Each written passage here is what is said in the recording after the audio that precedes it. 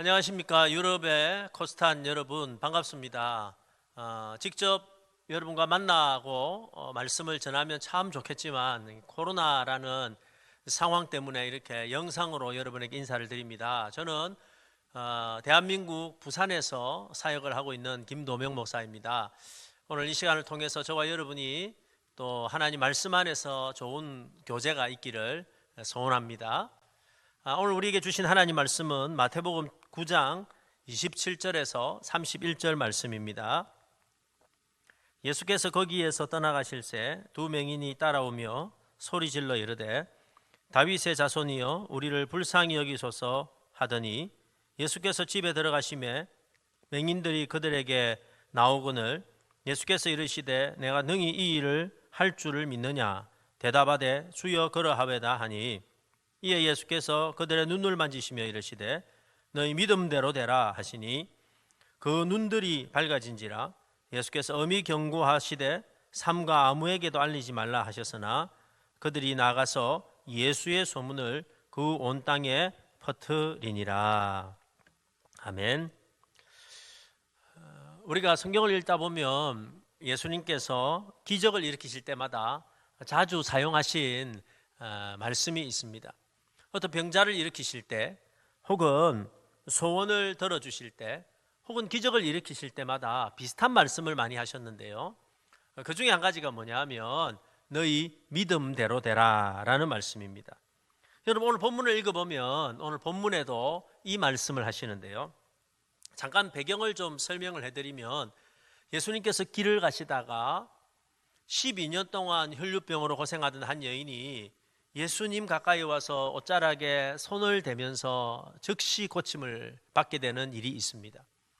그 일이 있고 난 다음에 예수님은 12살 된 여자아이가 죽었다라는 이야기를 들으시고 그 집에 들어가셔서 그 여자아이를 일으켜 다시 살려내십니다. 이 소문을 듣고 많은 사람들이 그 집에 와서 예수님의 말씀을 이렇게 듣게 되는데요. 예수님께서 말씀을 다 전하시고 바깥으로 나오는데 갑자기 뒤에서 두 맹인이, 시각장애인 두 사람이 큰 소리로 외치기 시작합니다. 다윗의 자손이여 우리를 불쌍히 여기소서 하고 외치기 시작했다라는 거죠. 그런데 이상하게 예수님은 못 들은 채 하시고 그냥 계속해서 가시던 길을 가십니다. 그런데 이 두 사람은 따라오면서 소리를 질렀습니다. 예수님은 어느 집으로 들어가셨는데 이 두 사람이 심지어 그 집에까지 들어와서 소리를 지르기 시작했습니다. 그때서야 예수님은 이 두 사람을 부르셨습니다. 그리고 질문을 하십니다. 내가 능히 이 일을 할 줄 너희들이 믿느냐라고 질문을 하신 것이죠. 그때 이 두 사람은 예수님께 대답합니다. 믿습니다. 그렇게 하실 줄 믿습니다 하고 대답을 하게 되지요. 그때 예수님께서 이 두 사람의 대답을 들으시고 그들의 눈을 만지시면서 이렇게 말씀하십니다. 29절 말씀인데요. 자, 제가 다시 한번 읽어드리겠습니다. 이에 예수께서 그들의 눈을 만지시며 이르시되 너희 믿음대로 되라 하시니, 오늘 이후의 성경을 보니까 예수님께서 너희 믿음대로 되라 하시니 즉시 눈이 밝아졌다라고 기록하고 있습니다. 너희 믿음대로 되라, 너무너무 멋진 말씀입니다. 기독교의 진수인 믿음이 무엇인지, 그 믿음이 어떤 능력을 가지고 있는 것인지 우리에게 보여주는 말씀이다라고 생각을 합니다. 여러분, 우리가 지금까지 한 번도 살아보지 못했던 뉴노멀, 새로운 전혀 다른 세상에서 예수 믿는 사람들은 어떻게 살아갈 것인가 하는 것에 대한 답을 오늘 예수님께서 우리에게 말씀해 주시고 있는데, 그 답은 다른 것이 아니라 너희 믿음대로 된다라는 것입니다. 결국 우리의 믿음대로 될 것입니다. 그러면 여러분, 우리 주님께서 너희 믿음대로 되라 라고 하셨는데, 이 너희 믿음대로 되라 하신 말씀의 구체적인 의미는 무엇일까요? 저는 오늘 이렇게 영상으로 만나지만 짧은 시간에 너희 믿음대로 되라 라고 하신 예수님의 말씀을 좀 구체적으로 좀 살피면서 우리가 함께 적용하고 은혜를 받고자 하는 것입니다. 첫 번째, 여러분 너희 믿음대로 되라 하는 말씀은 너의 생각대로 되라라는 말씀입니다. 보이는 사람을 움직이는 가장 강력한 힘은 생각입니다. 여러분, 생각은 보이지 않지만 생각은 항상 사람을 움직입니다. 생각이 사람을 지배하고 생각이 그 인생을 지배한다라는 것입니다. 내 생각의 방향이 내 인생의 방향이 됩니다. 어떤 사람들은 간혹 이런 이야기를 합니다. 목사님, 나는 계속 이쪽 방향으로 생각하는데 이상하게 내 인생은 반대 방향으로 갑니다 라고 이야기합니다. 사실은 그건 거짓말입니다. 사실은 정확하게 진실되게 자신을 생각해 보면 그쪽으로 생각하고 있는 겁니다. 자신이 지금 가고 있는 방향으로 생각을 많이 하고 자주 하고 계속하고 있는 겁니다. 그러니까 그 생각대로 가고 있다라는 것이죠. 사람들을 잘 보면 생각의 크기가 곧 그 사람의 크기입니다. 어떤 사람 만나보면 처음에는 대단한 것 같습니다. 덩치도 크고 가지고 있는 캐리어가 대단한 것 같습니다. 그런데 참 신기한 것은 이야기를 몇 번 나누고 교제를 하다 보면 처음에는 크고 대단해 보이는데 갈수록 작아 보이는 사람이 있습니다. 생각이 작은 것입니다. 그러나 전혀 반대인 사람도 있습니다. 어떤 사람 처음 만나보면 너무 작아 보이고 볼품없어 보이고 그렇게 대단해 보이지 않습니다. 그런데 참 신기한 거는 몇 번 대화를 나누고 이야기를 하다 보면 신기하게 사람이 점점 커집니다.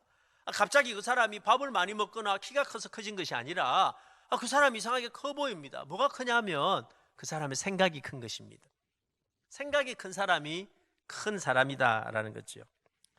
사람은 자신의 생각의 한계를 뛰어넘을 수가 없습니다. 그래서 생각의 한계가 곧 그 사람의 한계가 된다라는 것입니다. 잠언 23장 7절에 보면 이런 말씀을 해주시고 있습니다. 대저 그 마음의 생각이 어떠하면 그 위인도 그러한즉.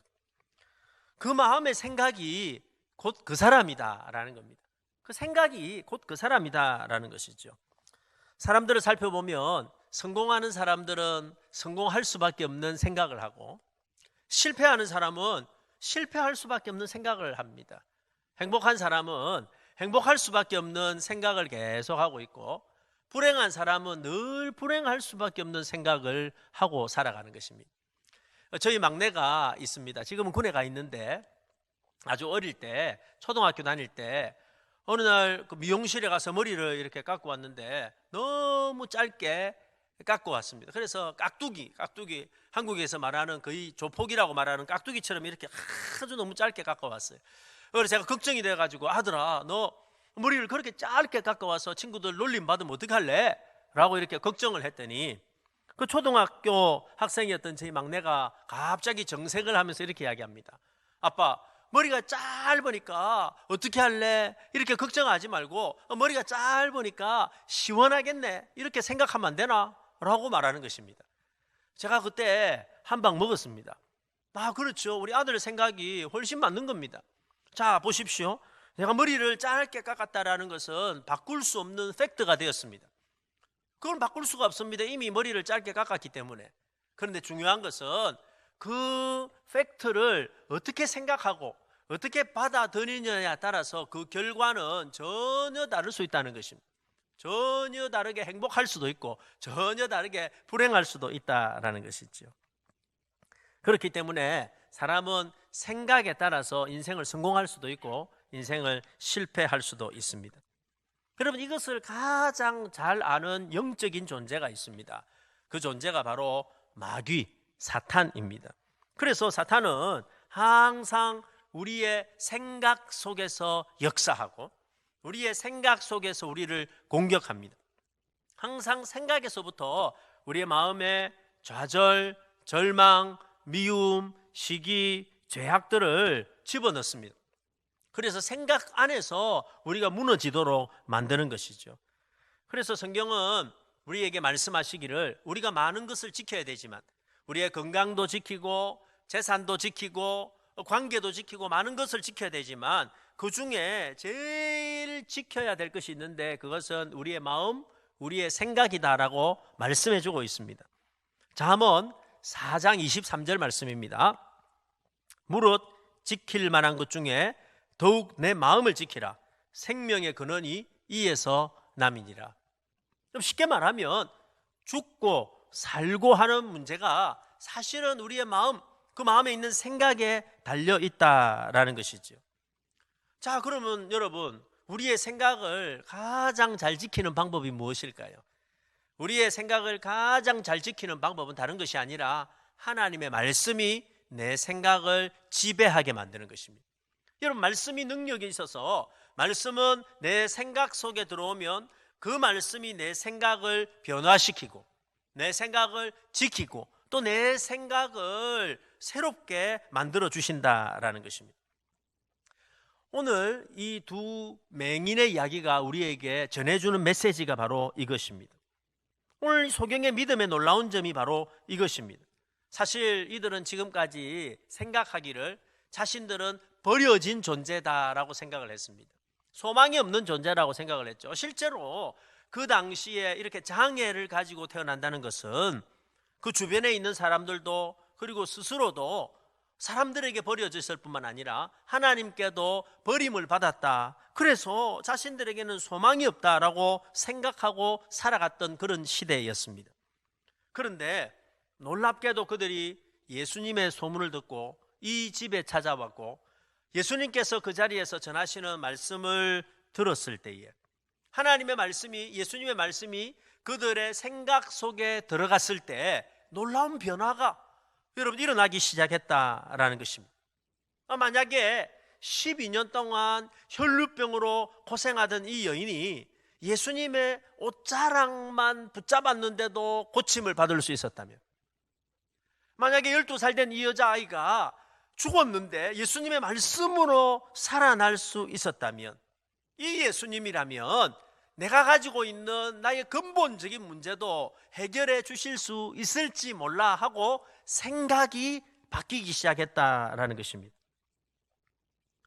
여러분, 이것은 정말로 놀라운 변화입니다.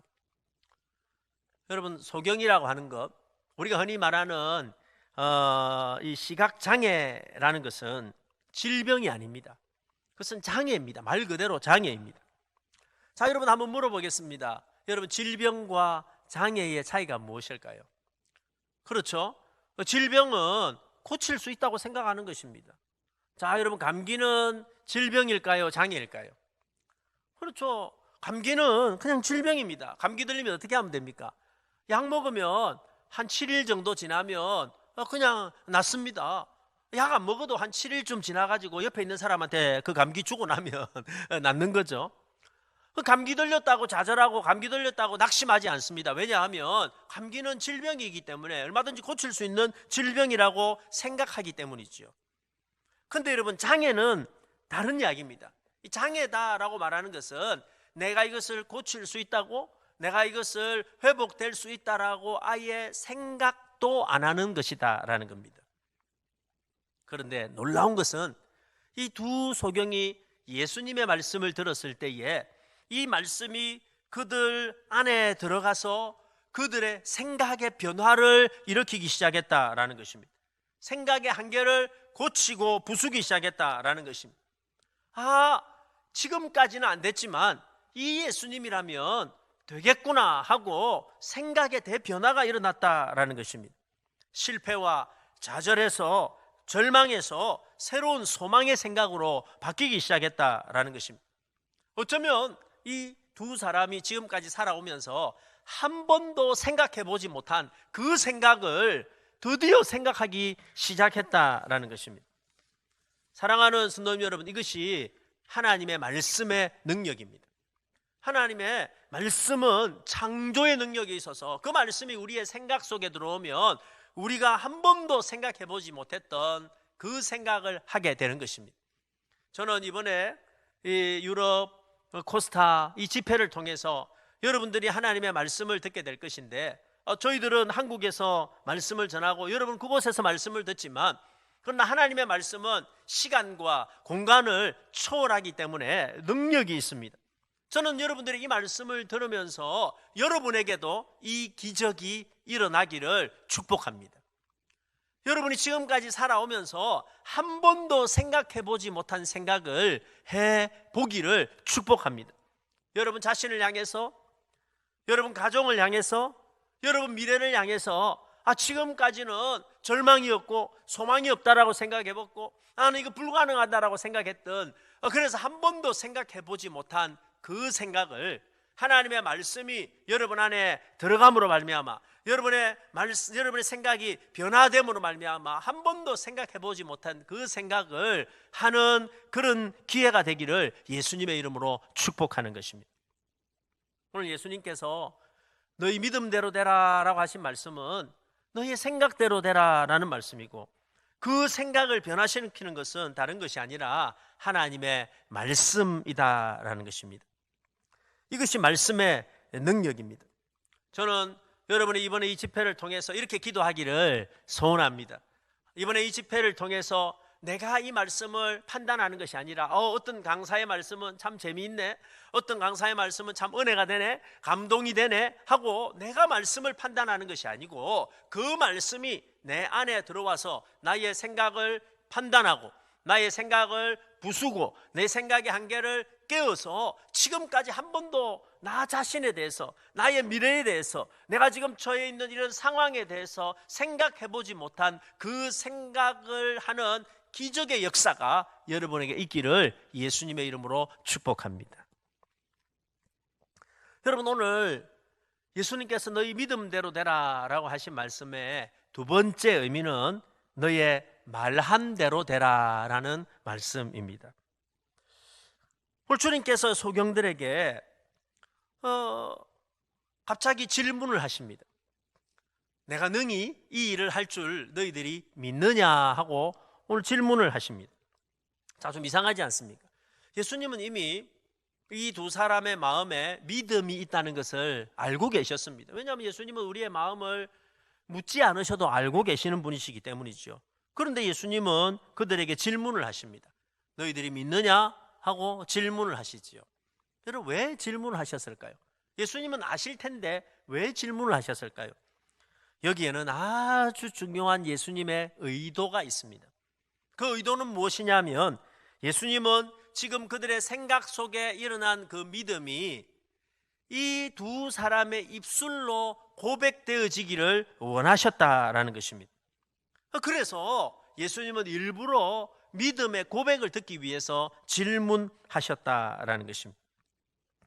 사랑하는 우리 형제 자매 여러분, 하나님은 무엇보다도 우리의 말을 중요하게 생각하시고 우리의 말에 귀를 기울이시는 분이십니다. 자, 보십시오. 우리의 마음 안에 있는 생각이 하나님의 말씀으로 변화가 일어나기 시작했다면, 절망이 소망으로 바뀌고 불신이 믿음으로 바뀌기 시작했다면, 그의 생각의 변화가 일어났다면 그 생각의 변화가 나의 입술을 통해서 믿음으로 고백되어지기 시작할 때 그때부터 기적의 역사가 일어나기 시작한다라는 것입니다. 로마서 10장 10절에 우리가 잘 아는 말씀이 한 구절 나옵니다. 사람이 마음으로 믿어 의에 이르고 입으로 시인하여 구원에 이르느니라. 여러분, 이 말씀은 우리가 잘 아는 말씀이죠. 이 말씀은 우리의 구원과 관계된 아주 중요한 말씀입니다. 자, 우리가 예수님을 내 마음으로 믿고 믿을 뿐만 아니라 나의 입술로, 여러분 보는 사람들이 보는 앞에서, 교회 앞에서 예수님을 나의 구주로 영접합니다 라고 내 입술로 고백할 때에 구원의 역사가 이루어진다라는 것이지요. 그런데 여러분, 이 말씀은 단순하게 우리의 구원과만 관계된 것이 아니라 우리가 살아가는 모든 영역에 적용이 되는 너무 중요한 영적인 원리를 우리에게 설명해 주고 있습니다. 어떤 원리입니까? 자, 보십시오. 하나님의 말씀으로 말미암아 우리 안에 믿음이 생겼다면, 하나님의 말씀으로 말미암아 우리 안에 소망이 생겼다면, 하나님의 말씀으로 말미암아 내 안에 한 번도 지금까지 생각해보지 못한 비전과 꿈이 생기기 시작했다면, 그것을 나의 입술로 고백하기 시작할 때에, 여러분 믿음으로 고백하기 시작할 때에 기적의 역사가 일어나기 시작한다라는 것입니다. 참 안타까운 것은 어떤 사람은 은혜를 많이 받았는데 말씀을 들을 때 보면은 은혜를 많이 받고 눈물도 흘리고 여러분 감동도 받고 뭐 이렇게 하는데, 신기하게 집회를 마치고 바깥에서 만나서 이야기를 해보면 늘 부정적인 이야기를 합니다. 부정적인 이야기를 끊임없이 합니다. 변화가 되지 않습니다. 마음이 바뀌었다고 하더라도, 생각이 바뀌었다 하더라도 내 입술의 고백이 바뀌어지지 않으면 내 삶의 변화가 없다라는 겁니다. 내 인생의 변화가 있을 수가 없다라는 것입니다. 그러므로 무엇보다도 저와 여러분의 입술의 고백이 말이 믿음의 고백으로 바뀌어져야 된다라는 것이죠. 자, 여기서 우리가 기억해야 될 아주 중요한 것이 한 가지가 더 있습니다. 그것은 무엇보다도 하나님께서 우리의 입술의 말을 귀를 기울이시고 들으시고 우리가 말한 대로 이루신다라는 것입니다. 민수기 14장 28절에 보면 우리가 반드시 기억해야 될 너무 중요한 말씀을 우리에게 전달해 주고 있습니다. 제가 한번 읽어드리겠습니다.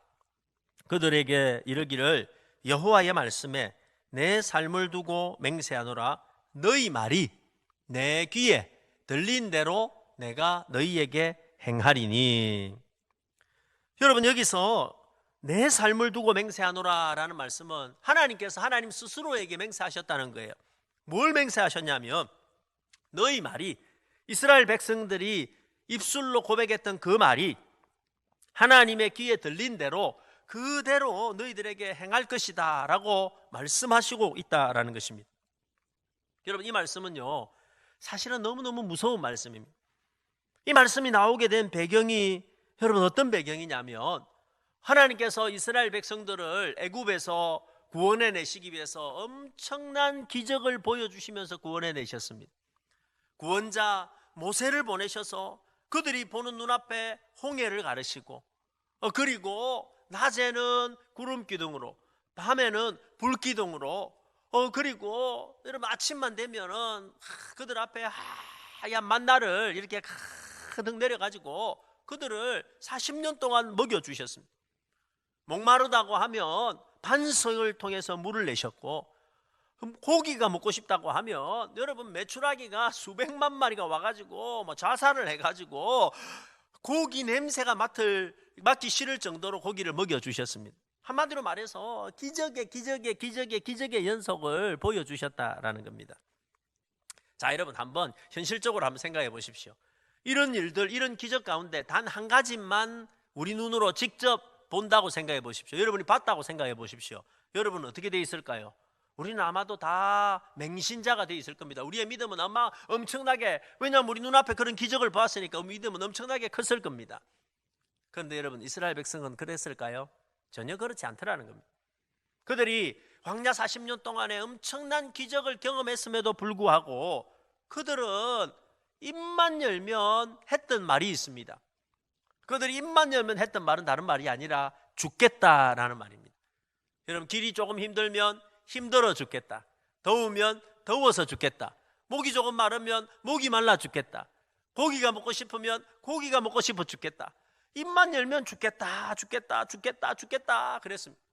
그런데 하나님께서 이 말을 듣다가 들으시다가 이제 못 들으시고 하시는 말씀이, 자, 너희 말이, 죽겠다고 하는 너희들의 말이 내 귀에 들린 대로 내가 죽겠다는 말 들었으니까 그대로 행하리라. 그러니까 너희 말한 그대로 한번 돼봐라 라고 말씀하고 있다라는 것이지요. 여러분, 이스라엘 백성이 어떻게 됐을까요? 이스라엘 백성들은 가나안 땅을 눈앞에 두고 정탐꾼 12명 중에 10명의 부정적인 말을 그들이 듣고 그 가나안 땅 앞에서도 죽겠다고 외쳤고, 결국은 요수아와 갈렙 외에 애굽에서 나온 20대 이상의 60만 명 넘는 사람들이 결국 그들이 말한 대로 광야에서 다 죽게 되었다라는 것입니다. 그러므로 사랑하는 우리 청년 여러분, 어떤 경우에도 부정적인 말을 하는 것은 좋지 않습니다. 사실 잘 보면은 이 죽겠다라는 말을 참 우리도 많이 하는 것 같아요. 여러분, 우리 한국 사람만큼 죽겠다는 말을 많이 하는 민족도 잘 없습니다. 그렇죠? 사실 한국 사람들은 잘 보면은요, 2번 죽습니다. 2번. 왜냐하면 한국 사람은요, 싫어도 죽지만 좋아도 죽습니다. 배가 고파도 죽고, 배가 불러도 죽고, 더워도 죽고, 추워도 죽고. 진짜 웃긴 거는요, 길 가다가 여러분 아가 이뻐도 죽어요. 그러니까 죽겠다라는 말이 늘 입술에 있다라는 것이죠. 여러분, 이런 부정적인 이야기 입술을 고쳐야지 된다는 겁니다. 왜냐하면 나의 부정적인 말을 하나님이 들으시고 그대로 우리 가운데 행하시겠다고 말씀하고 있기 때문이다라는 것입니다. 그런데 여기서 우리가 한 가지 더 기억해야 될 중요한 것이 있습니다. 그것은, 자 보십시오. 하나님께서 나의 부정적인 말을 들으시고 행하실 뿐만 아니라, 그럼 반대로 생각해 보십시다. 하나님은 나의 믿음의 고백을 들으시고 나의 믿음의 고백대로 행하시는 하나님이시다. 내가 좀 부족하고, 내가 좀 모자라고, 내가 좀 부족한 부분이 많다고 하더라도, 그러나 하나님은 나를 나의 실력대로 쓰지 않으시고 나의 부족한 대로 쓰지 않으시고, 하나님은 나의 믿음의 고백을 따라 나를 쓰시는 분이시다라는 것입니다. 저는 한국에서 지금까지 청소년 사역을 오랫동안 해왔습니다. 1988년부터 청소년 사역을 계속해서 해왔고, 많은 수련회를 이렇게 주최도 하고 인도도 해왔습니다. 1989년에 부산의 영도에 있는 고신대학교에서 청소년 집회가 있었습니다. 한 1,500명 정도 모이는 큰 청소년 집회였는데, 제가 그때 찬양 인도를 하고 있었습니다. 찬양 인도를 열심히 하고 있는데 하나님께서 엄청난 은혜를 이 청소년들에게 주셨습니다. 여러분, 저녁 7시에 시작한 이 집회가 새벽 1시가 되어도 끝나질 않았습니다. 청소년들이 은혜를 얼마나 많이 받았든지 울고 기도하고 기뻐서 춤추고, 한마디로 말해서 축제와 같은 그런 시간들이었습니다. 그런데 갑자기 하나님께서 그렇게 울며 기도하는 청소년들을 바라보는 저에게 어떤 생각을 주셨냐면, 야, 이 시대의 저 청소년들이 영적인 고아와 같구나. 그래서 이 영적인 고아와 같은 청소년을 위해서 나를 하나님께 드려야겠다라는 생각을 제 마음속에 주셨습니다. 제가 그때 은혜를 얼마나 많이 받았든지 저도 모르게 청소년들과 기도하면서 두 손을 높이 들고 이렇게 하나님을 향해서 외치기 시작했습니다. 하나님, 제가 앞으로 나의 젊음을 저 청소년들을 위해서 바치겠습니다. 그리고 내가 앞으로 청소년 사역을 하는 동안에 청소년 100만 명에게 복음을 전하겠습니다 하고 이렇게 외쳤습니다. 그때는 가슴이 너무 뜨거워서 이렇게 외쳤습니다. 그리고 이제 집회를 마치고 이제 숙소로 돌아오니까, 여러분, 그 숙소로 돌아오니까 열이 이렇게 식었습니다. 열이 식고 나니까 뭐가 올라오기 시작했냐면 걱정이 올라오기 시작했습니다. 너무 많이 부른 거예요. 100만 명에게 복음을 전한다라는 게 갑자기 너무 큰 숫자로 저에게 다가오기 시작했습니다. 그 다음부터 저에게는 이상한 버릇이, 습관이 생기기 시작했습니다. 그 당시만 하더라도 제가 20대 초반이었기 때문에 아무도 나를 강사로 불러주는데도 없었지만, 청소년만 있다라고 하면 무조건 달려갔습니다. 여러분, 소년원 달려가가지고 거기에 있는 청소년들을 만났습니다. 소년 소녀 감별소, 지금은 분류심사원이라 그러죠. 그런 아이들을 만나서 복음을 전하기 시작했습니다. 그리고 청소년만 있다면 어디든지 달려가서 말씀을 전하고, 어디든지 달려가서 찬양 인도를 하고, 어디든지 달려가서 복음을 전하기 시작했습니다. 정신없이 여기저기 이렇게 찾아다니면서 복음을 전하기 시작했습니다. 그런데 여러분도 잘 아시겠지만 이 청소년들에게 복음을 전하는 것은 사실 쉬운 일이 아니었습니다. 왜냐하면 제가 그렇게 크게 은사가 있는 것도 아니었고, 그렇다고 해서 제 외모가 아이들이 좋아할 만한 그런 외모도 아니었습니다. 그리고 여러분, 청소년들은 얼마나 영적인지 모릅니다. 아주 연예인 이야기, 재미난 이야기, 웃긴 이야기 하면 막 살아났다가 예수님 이야기하면 이렇게 죽어버립니다. 아주 흥미로운 이야기 하면 막 이렇게 듣는 듯 하다가 기도하자 이러면 이렇게 콕 죽어버립니다. 그런 청소년들을 데리고 말씀을 재미있게 전하고 또 기도를 하고 하는 게 쉬운 일이 아니었습니다. 그래도 저는 그냥 열심히 그렇게 쫓아다니면서 했습니다.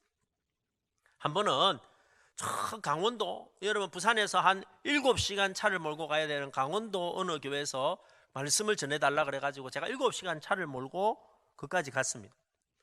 한 300명 정도 청소년들이 모였는데 그날따라 분위기가 말씀을 듣는 분위기가 아니었습니다.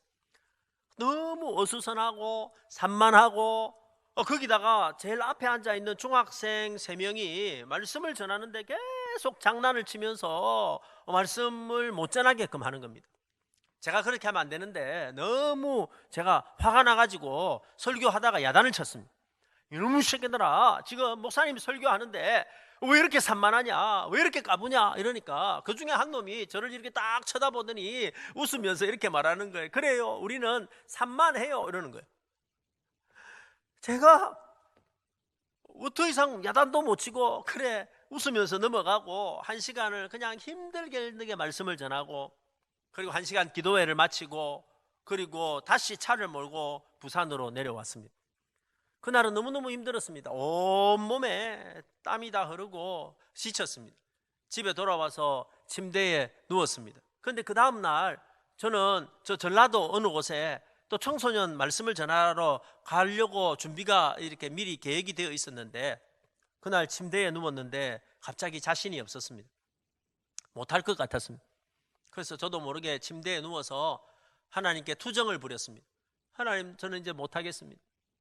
네, 이제 저렇게 나쁜 놈들하고는 못하겠습니다. 네, 저렇게 더러운 놈들하고 내가 이제 못하겠습니다 하고 투정을 막 부렸습니다. 그런데 갑자기 이게 직접 보여주셨는지 제 상상인지 생각인지 모르겠지만 저는 뚜렷하게 제가 누워있는 그 방 천장에 하나님이 글자를 보여주셨습니다. 어떤 글자였냐면, 하나님 지금도 뚜렷하게 보이는데 100만 명 하고 글자를 보여주셨습니다.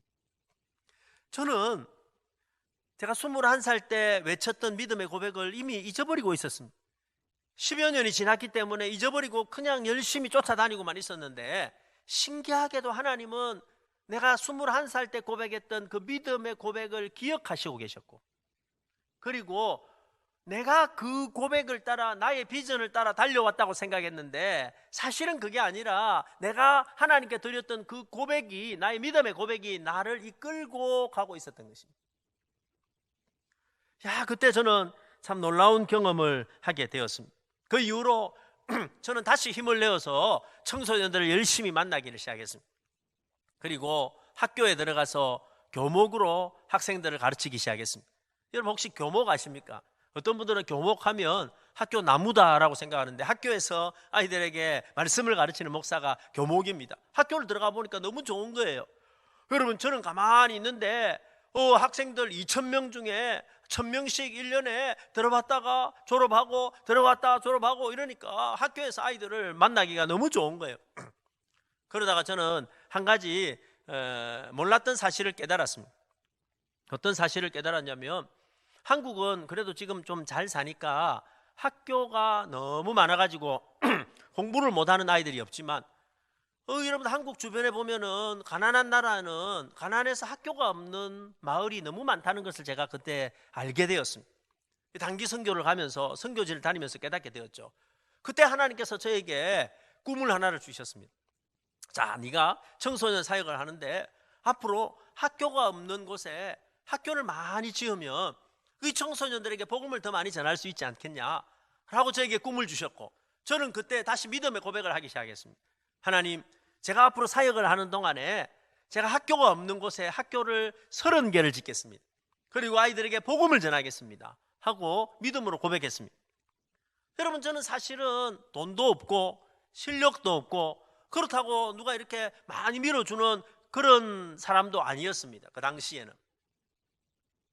근데 신기하게도 제가 섬기러 가는 곳마다 청년부 혹은 청소년부에 설교할 때마다 저의 꿈을 이야기했을 때 청소년들이 함께 마음을 모으기 시작했고, 해마다 단기 선교를 70명, 80명씩 가까운 나라부터 나가기 시작했고, 그곳에 나가서 학교를 하나씩 세우고 운영하기 시작했고, 너무너무 감사한 것은 지난 한 20년 동안에 무려 저는 30개 학교를 생각했는데 지금은 전 세계 약 20개국의 40개의 학교를 제가 설립을 하고 운영을 하고 지원을 하고 있는 상황입니다.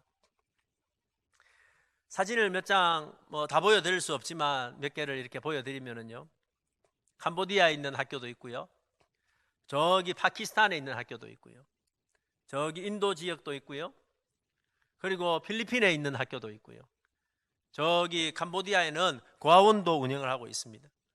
그런데 제가 지금 드리려고 하는 말씀의 핵심은 이것입니다. 사실 저는 이런 학교를 짓거나 운영할 수 있는 능력도 안 되고 실력도 안 되고 그렇다고 해서 돈을 많이 가진 사람도 절대 아닙니다. 그런데 참 신기한 것은, 제가 깨달은 것은, 하나님은 나의 실력대로 나를 쓰시는 게 아니더라는 거예요. 하나님은 내가 가지고 있는 능력에 따라 나를 쓰는 것이 아니라는 거예요.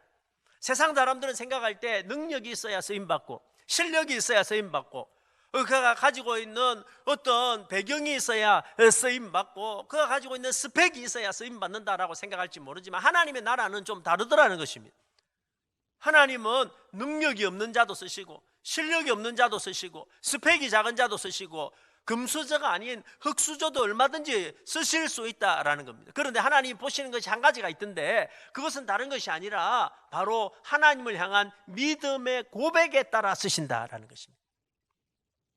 사랑하는 청년 여러분, 저는 이번에 이 말씀을 통해서 여러분을 도전합니다. 여러분이 지금 처해 있는 여러분의 현실이 아니라, 지금 여러분의 현재의 모습이 아니라, 여러분의 부족한 모습이 아니라 하나님을 신뢰하고 믿음의 고백을 하는 청년들이 되시기를 축복합니다. 왜냐하면 우리 하나님은 나의 실력에 따라 쓰시는 분이 아닙니다. 내가 나의 출신에 따라, 나의 배경에 따라, 내가 가진 능력에 따라 나를 쓰시는 분이 아니라 우리 하나님은 나의 믿음의 고백에 따라 쓰시는 분이 하나님이시다. 그러므로 여러분, 새로운 시대, 우리가 한 번도 살아보지 못한 이 뉴노멀의 시대에 우리는 어떻게 살아갈까요? 여러분, 단순합니다. 믿음으로 사는 것입니다. 여러분, 분명합니다. 믿음으로 고백하고 살아가는 것입니다. 어떤 시대가 오든지, 어떤 상황이 오든지, 어떤 변화가 오든지 상관없이 하나님은 우리의 믿음의 고백을 들으실 것이고, 그리고 그 믿음의 고백대로 이루어지게 해 주실 것입니다. 그러므로 여러분, 어떤 상황 가운데서도 부정적인 이야기 하지 마십시오. 어떤 상황 가운데서도 안 된다고 말하지 마십시오. 원망하고 불평하지 마십시오. 힘들고 어려울수록 믿음으로 고백하십시오. 그러면 하나님은 반드시 그 믿음의 고백을 들으시고 우리의 삶을 인도해 주실 것입니다. 마지막으로 세 번째, 너희 믿음대로 되라 라는 이 말씀의 세 번째 의미는 네가 기도한 대로 되라 라는 말씀입니다. 여러분, 주님이 너희 믿음대로 되라 하신 것은 어떤 말씀이었습니까? 오늘 이 두 소경이 예수님께 고백한 대로, 예수님께 기도한 대로 되라 라는 말씀이다 라는 것입니다. 오늘 이 두 소경의 위대한 것은 그들이 마음속에 새로운 소망이 생겼을 뿐만 아니라 그 소망을 가지고 예수님께 나와서 간절하게 기도했다라는 것입니다. 아마도 그 집에 예수님의 말씀을 들었던 이 병자들이 이 두 사람만 있었던 것은 아닐 것입니다. 왜냐하면 성경을 읽어보면 예수님은 가시는 곳마다 병자들이 막 몰려왔습니다. 그랬기 때문에 여러분, 이 집에서도 예수님 말씀을 전하실 때 이 두 사람 외에도 많은 사람이 있었을 것입니다. 그런데 오직 이 두 사람만 자신의 문제를 가지고 예수님 앞에 나와서 소리를 지르며 기도했다라는 것입니다. 그리고 주님은 그들이 기도한 대로 들어주신 것입니다. 사랑하는 청년 여러분, 우리가 하는 말 가운데 가장 강력한 말이 있다면 그것은 바로 기도입니다. 기도. 하나님은 우리의 기도를 통해서 하나님의 뜻을 이루시고 우리의 소원을 이루시고 하나님의 나라를 이루어 나가시는 것입니다. 여러분, 새로운 시대가 올 것입니다. 어쩌면 우리가 한 번도 경험해보지 못한 뉴노멀의 시대가 우리에게 이미 오고 있고 우리는 그 시대를 이제 이미 들어가서 살아가고 있습니다. 그럼 우리 어떻게 살까요? 어떻게 돼야 되는 것일까요? 그러나 두려워할 거 하나도 없습니다. 왜냐하면 여러분, 어떤 뉴노멀의 시대가 온다 하더라도 결국 우리가 기도하는 대로 될 것이기 때문입니다. 에스겔서 36장 37절에 보면 놀라운 말씀을 우리에게 전달해 주고 있습니다. 주 여호와께서 이같이 말씀하셨느니라. 그래도 이스라엘 족속이 이같이 자기들에게 이루어 주기를 내게 구하여야 할지니라. 내가 그들의 수요를 양떼같이 많아지게 하되. 여러분, 이 말씀의 배경은 여러분 잘 아시는 대로 에스겔은 바벨론 포로 시대의 선지자입니다. 그런데 하나님께서 어느 날 하나님의 계획을 에스겔에게 말씀해 주십니다. 이 포로로 잡혀가 있는 이스라엘 백성들을 향한 하나님의 계획을 말씀해 주시는 겁니다. 내가 조금 있으면 포로를 다시 귀환시키고, 그리고 이전처럼 다시 부흥시키고 그 수를 양떼처럼 많아지게 할 거야. 이것이 하나님의 뜻이야 하고 에스겔에게 말씀을 해 주셨다라는 겁니다. 그런데 여기서 우리가 주목해야 될 구절이 말씀이 있습니다. 37절 말씀을 다시 한번 자세히 보십시오. 하나님은 이렇게 말씀을 하고 있습니다. 그래도 이스라엘 족속이 이같이 자기들에게 이루어 주기를 내게 구하여야 할지라. 무슨 말씀입니까? 하나님이 뜻을 가지고 계신다 하더라도, 하나님이 회복의 계획을 가지고 계신다 하더라도, 그러나 그 계획을 우리가 기도할 때에, 그 계획을 우리가 구할 때에 하나님은 그 계획을 이루어 주신다라는 것입니다. 사랑하는 청년 여러분, 뉴노멀 시대에 그리스도인들은 어떻게 살아야 되는 것일까요? 걱정할 거 없습니다. 염려할 거 없습니다. 두려워할 거 없습니다. 왜냐하면 하나님은 여러분을 향해서 놀라운 계획을 가지고 계실 것이기 때문에 얼마든지 이겨내고, 얼마든지 부흥시키고, 얼마든지 하나님의 나라를 위해서 쓰임받을 수 있는 우리가 알지 못하는 놀라운 계획을 여러분과 여러분의 미래를 향해서 하나님은 이미 가지고 계시기 때문입니다. 그러나 여기서 우리가 기억해야 될 것은 그 계획은 그냥 이루어지지 않는다는 것입니다. 하나님이 아무리 계획을 가지고 계신다 하더라도 하나님은 절대로 그냥 이루시지 않는다는 겁니다. 무엇을 통해서 이루시냐면 우리가 그 뜻이 우리 가운데 이루어지기를, 그 하나님의 계획이 우리 가운데 이루어지기를 간절히 기도할 때 하나님은 그 기도를 통해서 이루어 주신다라는 것입니다.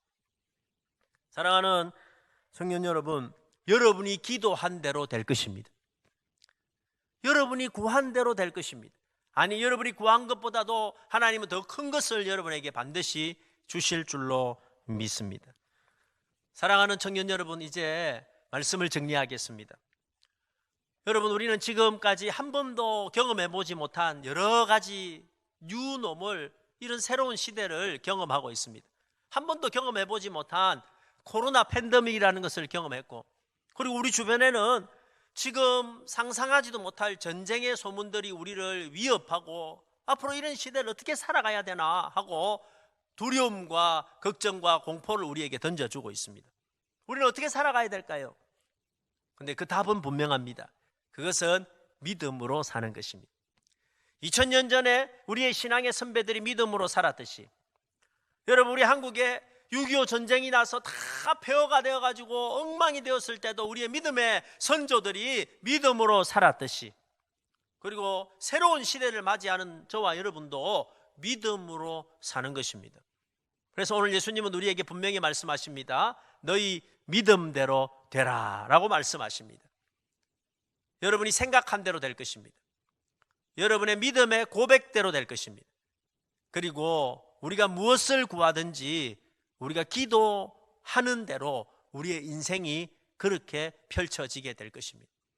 그러므로 사랑하는 청년 여러분, 저와 여러분의 믿음을 더 굳건하게 하고 믿음대로 되라 하는 이 말씀을 붙잡고 승리하며 살아가는 저와 여러분이 되시기를 예수님의 이름으로 축복합니다. 여러분, 사랑합니다.